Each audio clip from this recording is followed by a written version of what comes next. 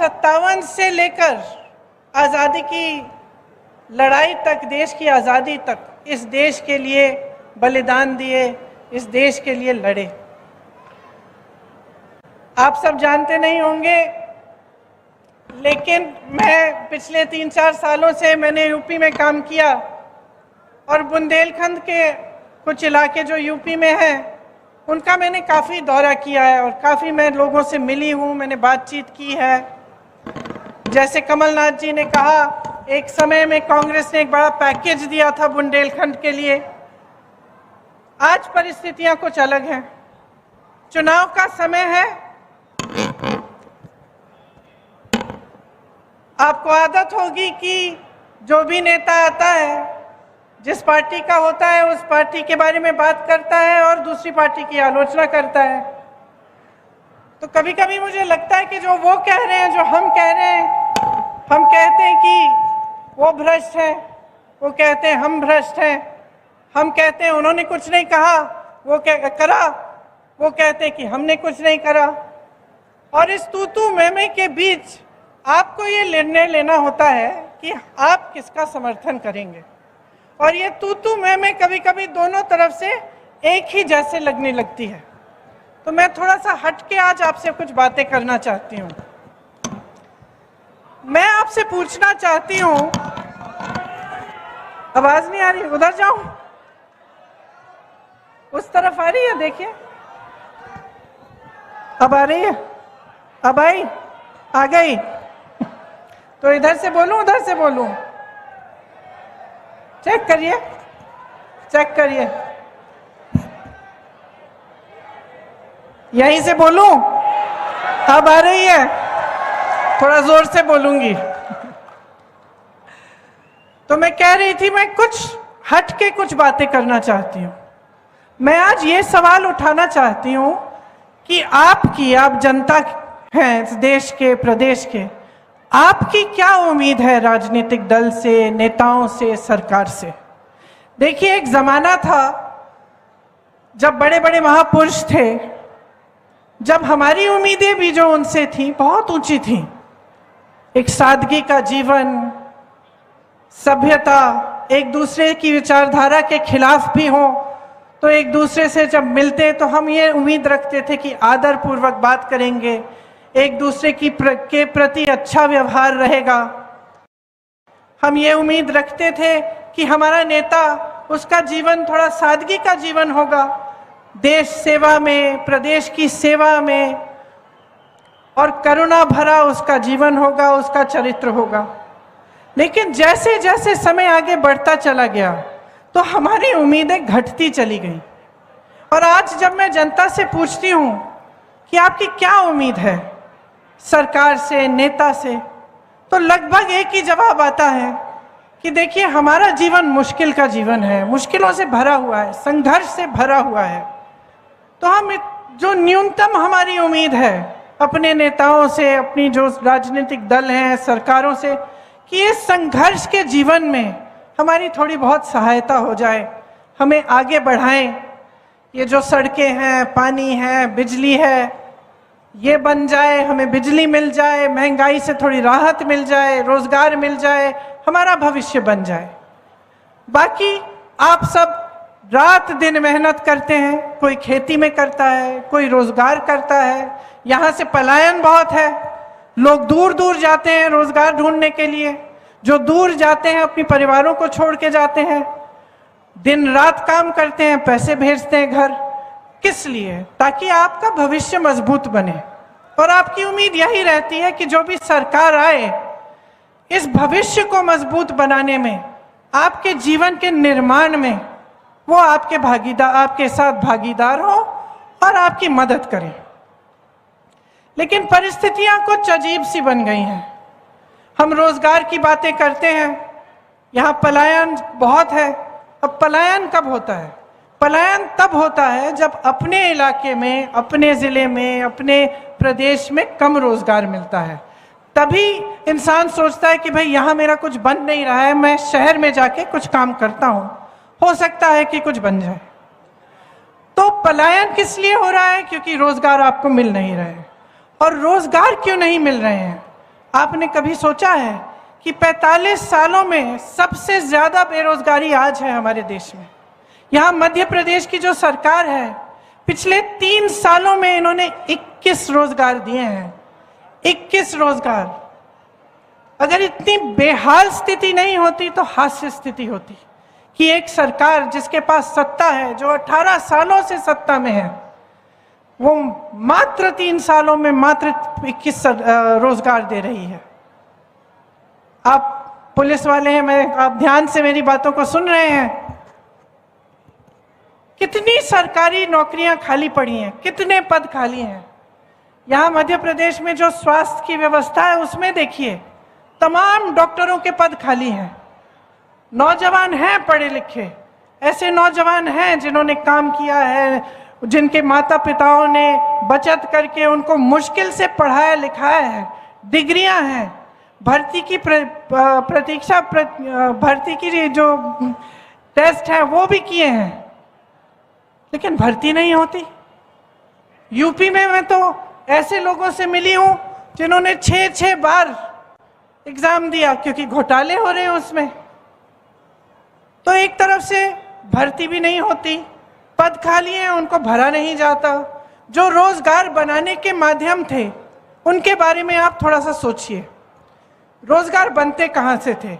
एक तो बड़ी बड़ी जो सरकारी पीएसयू होते थे, बीएचएल, एचएल, इस तरह के जो पीएसयू थे, इनसे बहुत रोजगार बनते थे और सब चाहते भी थे कि सरकारी किसी बड़ी संस्थानों में ही हमारी नौकरी हो जाए तो हमें सुरक्षित पूरा जीवन हम सुरक्षित रहेंगे, पेंशन भी अच्छा मिलेगा। आज स्थिति क्या है? जितने पीएसयू थे, जितनी बड़ी बड़ी जो देश की संपत्ति थी, वो अपने बड़े बड़े उद्योगपति मित्रों को सौंप दिए हैं कौड़ियों के दाम पे। तो रोजगार कैसे बनेंगे उनमें से? नहीं बन सकते। अब छोटी दुकानें, छोटे उद्योग, जैसे मैंने यहाँ रास्ते में बहुत सारी देखी और मैं देख रही थी कि छोटी छोटी दुकानें हैं। आपने इन दुकानदारों के, इन छोटे उद्योगपतियों की कमर तोड़ रखी है। पहले आप नोटबंदी लाए, नोटबंदी से इनका नुकसान हुआ। उसके बाद कोरोना आया, कोरोना में शायद हमारे ही देश में किसी को राहत नहीं मिली होगी। बाकी देशों में दुकानदारों को, छोटे बिजनेसों को खास राहत मिली थी कोरोना के समय, यहाँ नहीं दी गई। ठीक है, उसके बाद क्या किया इन्होंने? जीएसटी लाए। जीएसटी से और भी मुश्किलें बढ़ गई। तो जो छोटे उद्योग थे वो लगभग बंद होने के कगार पे आ गए और जो बड़े बड़े उद्योगपति हैं उनके हजारों करोड़ लोन माफ हो रहे हैं, उनके उद्योग बड़े होते चले जा रहे हैं, उनको देश की संपत्ति सौंपी जा रही है, तो वहां से भी रोजगार नहीं आने वाले। तीसरी जगह जहां से रोजगार आते थे, खेती किसानी से और ग्रामीण रोजगार से। मनरेगा को इन्होंने कमजोर बनाया, किसानों की कमर तोड़ी। हर जगह हर तरफ से महंगाई, पेट्रोल, डीजल, खाद, कुछ भी हो, किसानों को कोई राहत नहीं मिली, बल्कि इस तरह के कानून ला रहे थे जिससे आपके जो हक हैं वो और भी कम हुए। आप ही के संघर्ष थे, किसानों का जो बड़ा संघर्ष था, उसकी भी कोई सुनवाई नहीं रही। तो रोजगार के जो माध्यम थे वो लगभग बंद हो गए। इसके साथ साथ महंगाई बढ़ती चली जा रही है। आपके जीवन में संघर्ष है, किस लिए है? अपने बच्चों का भविष्य बनाते हैं, आप बचत करने की कोशिश करते हैं। आज हर चीज पे जीएसटी, बच्चों की किताबें खरीदने जाएंगे, जीएसटी महंगी हो गई। यूनिफॉर्म खरीदना है, महंगा हो गया। इलाज कराना है किसी का, महंगा है। 10 बार सोचना पड़ता है कि अस्पताल ले जाएं, अस्पताल में पता नहीं डॉक्टर मिलेगा कि नहीं। अगर घर में कुछ नुकसान हुआ है, कुछ टूट गया है, उसकी मरम्मत करवाने के लिए सीमेंट पे जीएसटी, रोड़ी पे जीएसटी, बालू भी महंगी। तो आप आगे बढ़ कैसे पाएंगे? एक तरफ बेरोजगारी, दूसरी तरफ महंगाई। मैंने आपकी बात की, आप सुन रहे हैं। सरकारी जितने भी अधिकारी हैं, जिसकी भी सरकारी नौकरी है, एक ही मांग है आपकी आज, एक ही मांग है कि हमारी पुरानी पेंशन दे दो, है कि नहीं? और क्यों है ये मांग? क्योंकि जो नौकरी आपने वफादारी से 20 सालों के लिए की, एक तरह से वो भी तो देश सेवा है। आपने देश के लिए सेवा की, आपने नौकरी की, तो क्या ये आपका हक नहीं बनता कि आप बाद में सुरक्षित रहें? तो यही आपकी मांग है कि हमें पुरानी पेंशन स्कीम दिलवा दीजिए। और जवाब क्या मिलता है? ऐसे नेता हैं, ऐसी सरकार है जिससे आपको जवाब मिलता है कि इसके लिए पैसे नहीं हैं। अगर पैसे नहीं हैं तो जो बड़े बड़े उद्योगपति हैं, अडानी जी जैसे, उनके कर्ज माफ करने के लिए पैसे कहां से आते हैं? हजारों करोड़ रुपए आपने उनके माफ किए, देश की संपत्ति आपने उनको सौंप दी। आप खुद 8,000 करोड़ के एक हवाई जहाज में घूम रहे हैं। अच्छा खासा संसद भवन था, उसके सुंदरीकरण में आप 20,000 करोड़ डालने के लिए तैयार हैं। एक बड़ा हॉल बनाया आपने दिल्ली में, 27,000 करोड़ उसमें आप खर्च रहे हैं। और फिर आप कहते हैं कि आपके पास पेंशन के लिए पैसे नहीं है। आप कहते हैं कि किसानों के पास उनके कर्ज माफ करने के लिए पैसे नहीं है। तो जनता का विश्वास कैसे होगा आप में? बड़े बड़े इवेंट होते हैं, मीडिया रोज रोज आपको बताती है कि कितना काम हो रहा है, क्या नहीं हो रहा है देश में, लेकिन क्या आप अपने जीवन में इस काम को देख रहे हैं? आपका जीवन कैसा है? मैं आपसे पूछना चाहती हूं, इतने सालों से भाजपा की सरकार आपके प्रदेश में है, क्या आपके जीवन में तरक्की हुई है? बताइए, तरक्की हुई है? आपको रोजगार मिले हैं? महंगाई घटी है? तो आपके लिए क्या कर रही है सरकार? आपने तो पहले ही अपनी उम्मीद गिरा दी। आप तो कह रहे हैं कि भैया हमें न्यूनतम उम्मीद है कि हमारे संघर्ष में मदद कर लो। इतना भी नहीं हो रहा है आज आपके लिए, इतना भी नहीं हो रहा है। जो देश और प्रदेश में सरकार चल रही है वो बड़े बड़े उद्योगपतियों के लिए चल रही है, उसमें मिडिल क्लास, गरीबों के लिए, किसानों के लिए कुछ नहीं है। और जब हम ये चीजें उठाते हैं, जैसे जब हम आरक्षण की बात करते हैं, अब ओबीसी, एससी, एसटी के आरक्षण की बात हम करते हैं, या हम कहते हैं कि चलो जातिगत जनगणना कर लो, इसका मतलब क्या है? जातिगत जनगणना का मतलब है कि गिनती कर लो। हम जानना चाहते हैं कि देश में ओबीसी वर्ग के कितने लोग हैं, देश में एससी वर्ग के कितने लोग हैं, एसटी के कितने लोग हैं। क्योंकि अगर सरकार जानेगी नहीं तो सही तरह से न्याय कैसे दे पाएगी? जब हम आरक्षण की बात करते हैं, जब हम रोजगार देने की बात करते हैं, चलिए ये भी छोड़िए, जब हम ये बात करते हैं कि हमें ओबीसी वर्ग के लिए कोई ऐसी योजना बनानी है जिससे आप मजबूत बनेंगे, जैसे आप ये सारे काम करते हैं, इनको मजबूत करने के लिए, आपको थोड़ी सी सहायता देने के लिए हम योजना बनाना चाहते हैं। तो अगर हमें यही नहीं मालूम कि कितने लोग हैं किस वर्ग के, तो हम ये योजनाएं कैसे बनाएंगे? तो हम कह रहे हैं कि जातिगत जनगणना करो। बिहार में की गई है, एक गिनती की गई है, उसके तहत 84% जनता, आधे से बहुत ज्यादा, एससी, एसटी और ओबीसी निकली। अब आप अगर देश में देखें तो जहां जहां ऊंचे पद हैं, बड़े बड़े उद्योगपतियों को देखिए, मीडिया के जो बड़े बड़े चैनलों के जो सबसे ऊपर सबसे हेड है उनको देखिए, आप सचिवों को देखिए सरकार के, आप यूनिवर्सिटीज के वाइस चांसलर्स को देखिए, तो आपको पता चलेगा कि ये प्रतिनिधित्व आज नहीं है। 84% अगर ये ओबीसी, एससी, एसटी वर्ग के लोग हैं, लेकिन 90% से ज्यादा आपको मिलेंगे कि इन वर्गों से नहीं है, जो इन बड़े बड़े पदों में हैं।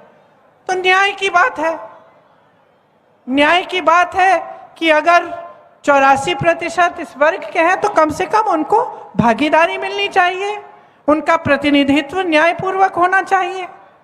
लेकिन आप तो गिनती करने के लिए तैयार नहीं है। लेकिन हम कहते हैं जातिगत जलकर ना करो, ये लोग मौन हो जाते हैं, चुप हो जाते हैं।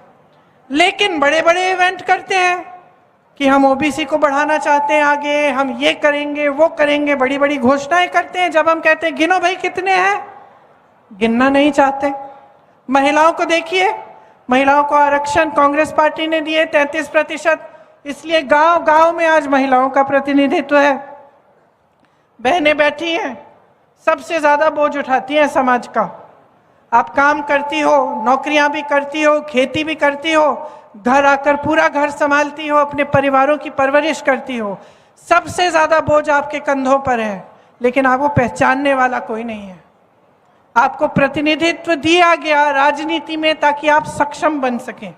आपके लिए तरह तरह के कार्यक्रम और योजनाएं बनाई गई।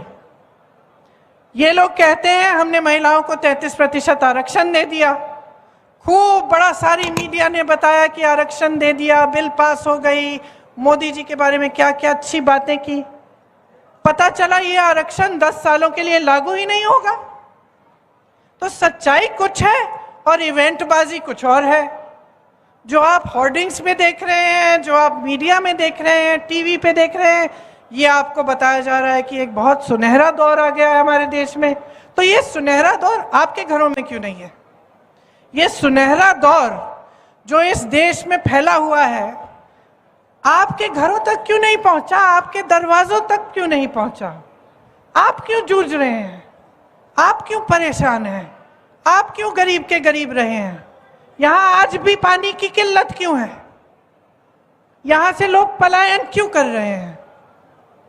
जो आपकी मांगे हैं कि महंगाई से राहत मिले, हमारे बच्चों को रोजगार मिले, शिक्षा के लिए अच्छी सुविधाएं बने, स्वास्थ्य की सुविधाएं बने, ये पूरी क्यों नहीं हो रही हैं? और क्या बहाना है कि 18 सालों से सरकार में रहे हैं और आज तक ये सब काम नहीं कर पाए? तो देखिए, असलियत आपके सामने है, सच्चाई आप जानते हैं। महंगाई है, बेरोजगारी है, मुश्किलों से भरा जीवन है। फिर भी नेता आते हैं, आपके सामने क्या बातें करते हैं? एक तो चुनाव के पहले सारी घोषणाएं। अब वो घोषणाएं पूरी हुई हैं कि नहीं हुई हैं? जो पिछले चुनाव में घोषणाएं की थी वो पूरी की हैं इन्होंने कि नहीं? बताइए। उन्होंने क्या कहा था? इससे पहले वाले चुनाव में शायद बोला था कि लाखों रोजगार देंगे, फिर 2018 में बोला 10 लाख रोजगार देंगे। पिछले 3 सालों में 21 रोजगार दिए हैं। तो छोड़ दीजिए कौन सी पार्टी के हैं। मैं इसलिए आलोचना नहीं करूंगी क्योंकि भाजपा के हैं, ठीक है भाजपा के हैं। अरे भाई जवाब दे तो बनाइए इनको। कौन बनाएगा इनको जवाब दे? आपने एक ऐसा सिलसिला शुरू करवा दिया इस देश में जिसका नुकसान आप भुगत रहे हैं और आपको इसके बारे में एहसास नहीं हो रहा है। सिलसिला क्या है कि जो नेता है वो समझ गया है कि चुनाव के समय खोखली घोषणाएं कर लो, धर्म की बात कर लो। राजनीति में धर्म चलाएंगे तो चलाएंगे चुनाव के समय, जाति की बात कर लो और नैया पार हो जाएगी। काम करने की कोई जरूरत नहीं है। अभी मैं छत्तीसगढ़ गई थी, मैंने छत्तीसगढ़ के मुख्यमंत्री जी से पूछा आपका चुनाव कैसा चल रहा है? कहते मेरा तो ठीक है, मैं जीतने वाला हूं। मैंने कहा आप बड़े कॉन्फिडेंस से कह रहे हैं? कहते हाँ कॉन्फिडेंस से कह रहा हूं। काम किया है मैंने जनता की संपत्ति जनता के जेब में डाली है। मैंने ग्रामीण रोजगार बनाए हैं। उन्होंने कहा ग्रामीण रोजगार बढ़ाए हैं। छत्तीसगढ़ में खेती के में रोजगार बढ़ रहे हैं, लोग किसानी में वापस आ रहे हैं। विश्व प्रसिद्ध बना दिए उन्होंने। जो इलाके पिछड़े थे, बड़े बड़े कारखाने वहां खुलवा दिए हैं। रोजगार में सबसे पहले, कर्ज माफी में सबसे पहले, क्योंकि कांग्रेस की सरकार ऐसी सरकार बनी जिसके हित में आप थे, जनता थी और आज भी है। तो ये एक राजनीति है। जिसमें मुख्यमंत्री दावे से कह सकता है मैं चुनाव जीतूंगा क्योंकि मैंने काम किया है, जनता के पैसे वापस जनता को दिए हैं। और एक राजनीति ये है जो शर्मिंदा होकर आपके सामने आती है, काम की बात नहीं कर सकते, काम की बात नहीं कर सकते, इसीलिए धर्म की बात करते हैं, क्योंकि सोचते हैं कि धर्म की बात उठाएंगे, आपके जज्बात उनके साथ जुड़ जाएंगे और वोट मिल जाएगा। ये सिलसिला बंद करो।